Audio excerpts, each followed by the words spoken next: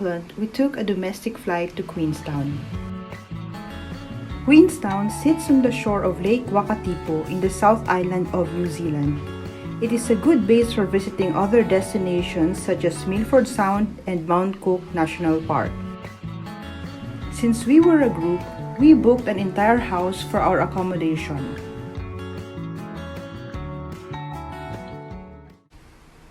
The house is a short walk to the Queenstown Center with a view of Lake Wakatipu.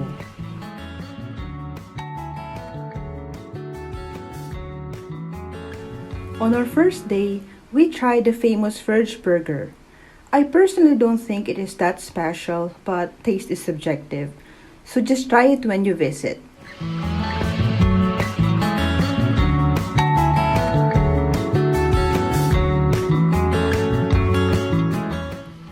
Queenstown alone is a destination.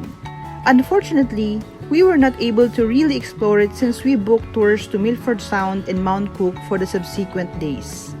Well, that's a reason to come back.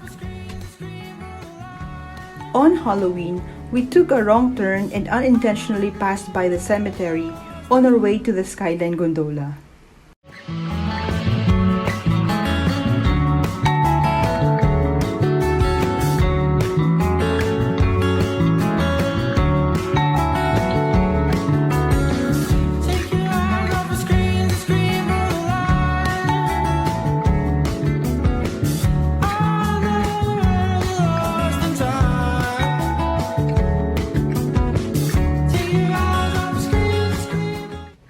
We rode a gondola to the top for a pre-booked dinner at the restaurant. There were activities you can try, such as the luge. I tried it in Singapore and it was so fun.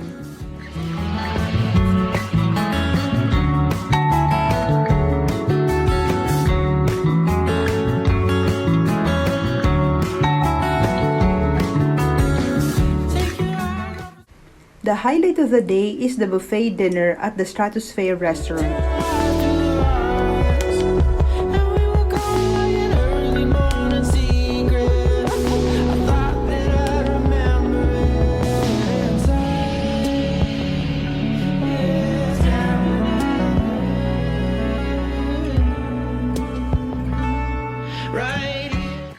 The restaurant offers a great view of Queenstown and is a must visit if you have limited time like us.